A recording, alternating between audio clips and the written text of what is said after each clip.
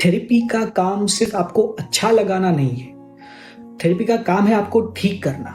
And इस process में कुछ सेशंस ऐसे भी हो सकते हैं जिसमें आपको बहुत तकलीफ भी पड़ सकती है। સાયકોલોજિસ્ટ તરીકે હું તમને જરૂર એ કહી શકું કે એક થેરેપી પ્રોસેસ જે હોય એ બેડ ફૂલ ઓફ રોઝીસ ન હોય. એનો મતલબ કે it's not always easy.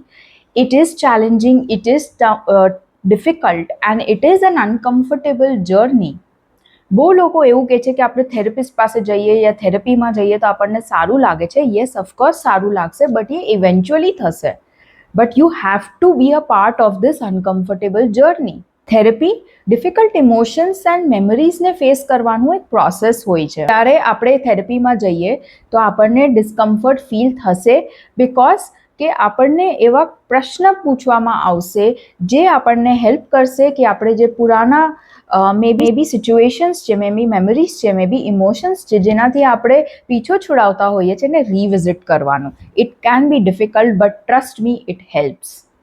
Growth ત્યારે જ જોવામાં આવ્યું છે થેરેપીમાં જ્યારે આપણે અનસર્ટનિટીને એક્સેપ્ટ કરીએ છીએ. જ્યારે પણ એક થેરેપિસ્ટના પ્રોસેસમાં આપણે જઈએ એન્ડ આપણે એક અનકમ્ફર્ટેબલ ફીલ કરીએ, આપણે રિવિઝિટ કરીએ આપણા પાસ્ટ ઇમોશન્સ એન્ડ આપણી મેમરીઝ, બટ એક અનસર્ટનિટી સાથે અગર તમે એક્સેપ્ટ કરીને જશો કે આ પ્રોસેસમાં કંઈ સર્ટનિટી નથી, તો જોવામાં આવ્યું છે કે there has been phenomenal growth in the client in their journey in mental health. Therapy એક પ્રોસેસ છે, કોઈ ક્વિક ફિક્સ નથી. એનો મતલબ કે હર ઇન્ડિવિજ્યુઅલ માટે એક થેરેપ્યુટિક જર્ની ડિફરન્ટ રહી શકે છે. તમારા માટે જરૂરથી ડિફરન્ટ હશે, બિકોઝ આપણે અલગ છીએ બધાથી. ઓકે, એન્ડ આપણું જે લાઈફ સિચ્યુએશન રહ્યું છે, આપણું જે એન્વાયરમેન્ટ રહ્યું છે, અપબ્રિંગિંગ રહ્યું છે, બધા સેમ ના હોય. તો એના વજહથી it is a process. It has to be uncomfortable. It cannot always give you that pleasure feel. અને કોઈ ક્વિક ફિક્સ નથી કે આજે જઈ આવ્યા સારું લાગ્યું તો થોડાક દિવસ પછી આપણે નહીં જઈએ. सो हम थेरेपी से ये एक्सपेक्ट नहीं करेंगे कि हर सेशन में हमें अच्छा फील हो. हमारा टारगेट है ठीक होना, सिर्फ अच्छा लगाना हमारा टारगेट नहीं है.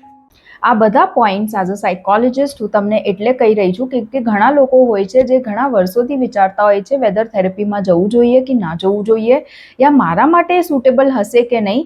તો એ લોકો માટે આ હેલ્પફુલ થશે. એન્ડ અમુક લોકો આપણામાંથી એવા બી હશે જે લોકો મે બી 1-2 સેશન્સમાં થેરેપીમાં ગયા and they didn't feel good about it. તો આ એ રિયલિસ્ટિક પિક્ચર આપવામાં આવશે મારા તરફથી, સો દેટ તમને ખબર પડે કે vote two expect from therapy. Thank you.